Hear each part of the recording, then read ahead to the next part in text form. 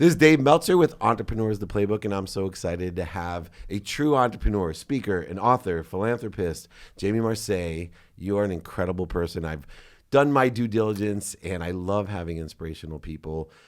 Usually, to be an inspirational person, there has to be challenges. And I'm on the Olympic committee. I do a bunch with the Olympics, the Paralympics. And it's interesting because I think it's overplayed. I think everybody has challenges. And it's not just what we've gone through, it's where we go. And so you've had several in your life, challenges. The first being you were injured when I think you were 19.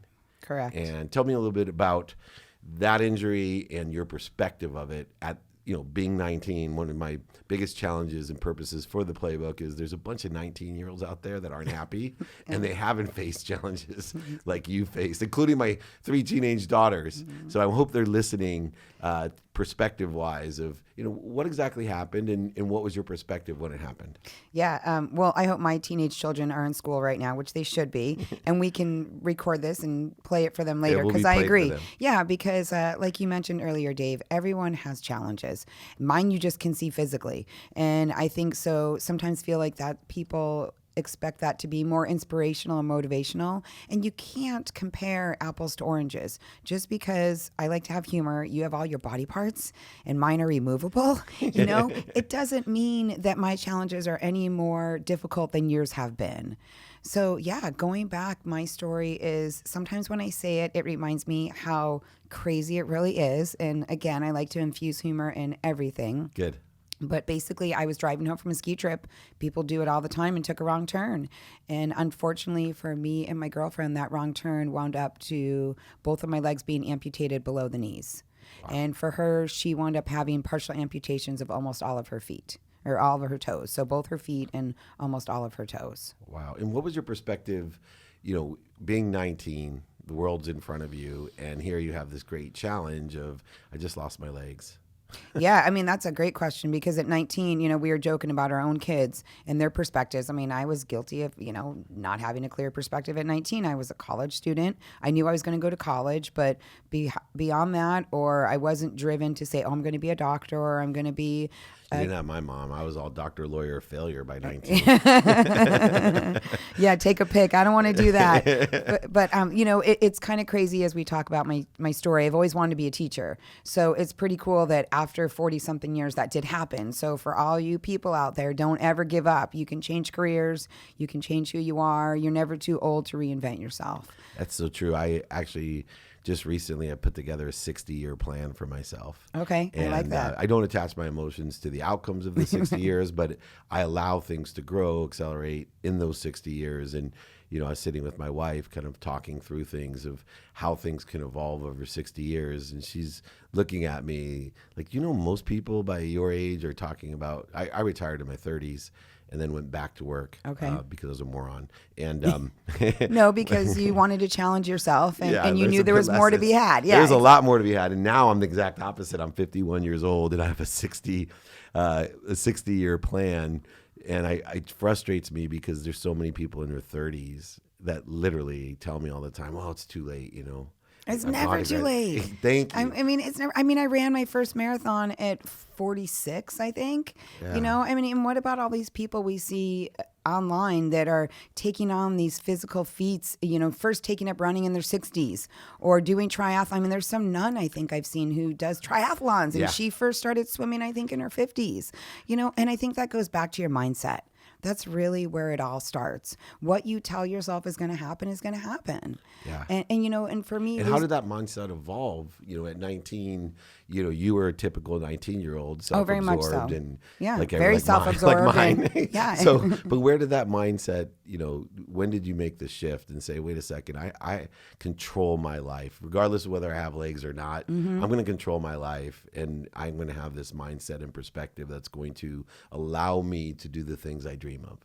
I think it's a continual shift. I think your mind and your body should be in perpetual motion. You should never stop thinking, moving, or giving up on anything. I think for me, the biggest shift came after my accident. I'm the oldest of 6 grandchildren. So I have this incredible relationship with my grandfather, Jewish heritage. So he's this huge patriarch. And, I was more scared of him than my parents in regards to grades and behavior. And, he was the one that kind of hung it over that I had to impress and always do my best to make sure my papi was happy with my actions. And when I first lost my legs, I didn't exercise. So it's kind of ironic. I stand in front of you, sitting in front of you today as this athletic superstar. Yeah. But when I first lost my legs, 33 years ago, they imposed exercise on me in a good way. And here was my grandfather at 70-something years old who gave me tough love. And he said, well, if you had exercised your whole life like I had told you, it wouldn't be so hard right now. As I'm laying in the hospital with, a fresh amputation and cast. And it was very sincere and it came from his heart. And I think that was the beginning of the shift of what my future would hold. And at this point, I didn't run, I didn't do anything, but I knew the gym was going to become my friend. It's interesting because one of the biggest challenges I have as a leader in my own business, and I kind of got choked up when you told me about your papi, because I still am. I try to be that person. Yeah. Everybody needs a papi. Yeah. And yet sometimes it's so hard. You called it tough love. Yeah. I've had individuals, I hurt their feelings. And I have individuals that are directors and under me here at the company say, oh, you're too tough on him or her. But that's because you care. Exactly. And almost everyone here knows that about me, and even people that I'm an executive coach around the world, and I have some of the biggest baby billionaires ever that are self-entitled, and it's really difficult. Were you angry at your papi when he was like, I told you? Yeah. Here you were feeling a little bit of as a victim. I'm sure very much so. And I almost died in that car. I mean, I was trapped in the snow for 11 days, and I was grateful that I knew in my heart for some reason I wasn't going to die. Like, people ask that a lot. Did you ever think you're going to die? And I never thought I was going to die. I always thought, we joke about, I was going to see my Fab Four, my parents and my grandparents. For some reason, their pictures, that mental image in my mind, I always knew I would see them and hug them. And I think it gave me that strength in the car. So even though it was tough love, I knew he was coming from a place of support, a place of wanting to help me heal. And so, sure, I did have pity me parties. I did cry. I think I even got mad at him. I probably even swore at him, if I remember correctly. Yeah. But then at the end of the day, I knew he was right. Some people talk about having, credits in the bank. And when you're talking about your papi, I was very close to my grandparents as well, all 4 of them, and of course my mother. But I always feel like you have to earn the credits in order to be able to give tough love, to give constructive love. You can't, if somebody doesn't know you, you got to walk the walk. You can't just talk it. Yeah. And so I think that, your Fab Four, your papi had that credibility. Now, moving forward, it's one thing to transform and to perform as you have, but then, that's not enough. You write books, you speak, you became a kindergarten teacher. Yeah. Even today have this great charity. And why was giving back, such a big thing when just survival, is a mode of operation for people that have difficult challenges in their life? Because you've even survived cancer. Yeah. I mean, I feel like we are all on this, God's given earth, Mother Nature, this beautiful planet that we all live in. I mean, this amazing country that we are all patriots, that we owe so much to our military, to our forefathers. There's so much to be grateful for. And I try and find a reason to be grateful for life every day. And I joke that, I didn't know why my life was saved on that mountain for so many years. But now I know when I get to wake up and put my legs on each morning, and I get to go to work. Yeah, work is hard. I'm teaching 4th grade now, but I did teach kindergarten. And it is tough, but it's an opportunity that I've worked so hard for to embrace.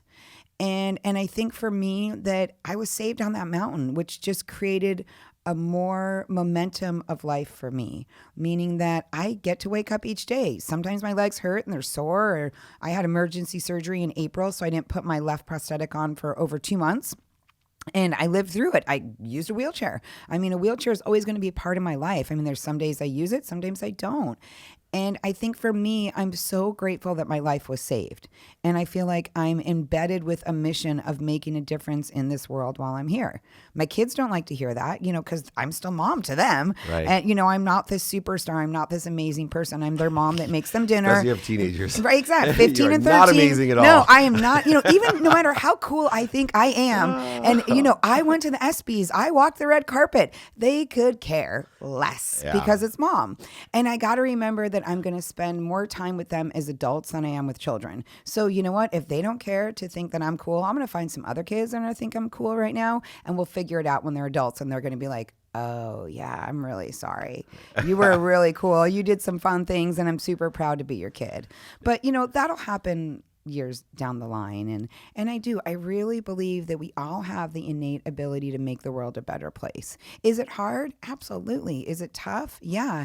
Even my students in 4th grade, when I hound on them for behavior or whatever it is, or, just working hard. I mean, we all learn differently. I tell them it's because I care. And I want to help them find the best way they can be to survive, because life is tough.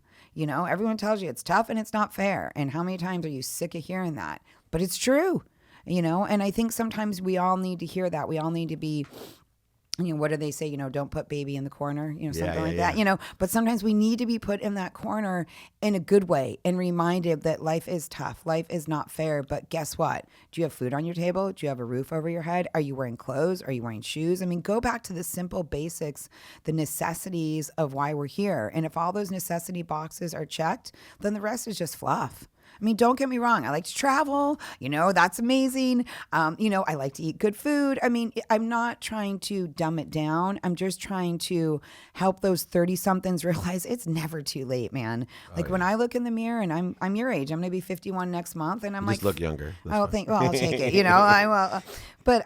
But I think when, what did we think when we were younger? What was 51? And it was like, man, that was some old person walking with a cane. They were struggling they were struggling to figure it out. And now when I look in the mirror, I'm just like, oh, it's just another number. It's kind of like this crazy cancer journey. People say, oh, you're considered stage 4 because it spread to your bones. And it's like, well, whatever. I mean, that's just some crazy statistic the doctor is going to share with me off some piece of paper or some chart they have in their office. And I'm like, I continue to defy odds. So just because you're telling me I'm stage 4, don't tell me I'm going to die tomorrow. Don't take away that hope that I've worked so hard on keeping a big part in my life the last 30 years. Yeah, in fact, it's interesting because I think that mindset is so important. There's a genetic aspect to having a disease. Mm-hmm. There's a life aspect to having accidents. But the power and control that you have, not just for your own self-awareness and realization, but for others, and to be able to utilize your philosophies and mindsets in order to, as an example, show 4th graders and kindergartners and anyone that you come into contact with through your speaking and your book, and of course your charity as well, through this extraordinary journey. One that's filled with all types of what I call an enjoyment of the consistent, everyday, persistent pursuit of your potential. A lot of P's. A lot of P's. There's lessons. And I'd love to know from someone like you, what's that number one lesson that you would share with those 4th graders that sit in your class? That one lesson when your back is against the wall, like what can you teach me? And, what is that lesson that you've learned? It's okay to come in last. Just don't give up. Just always, always try and do your best, because we all learn at different rates. We all have different experiences that have brought us to where we're at in our life right now. And I've come in last in many of my races, but I didn't give up. I finished. I crossed that finish line.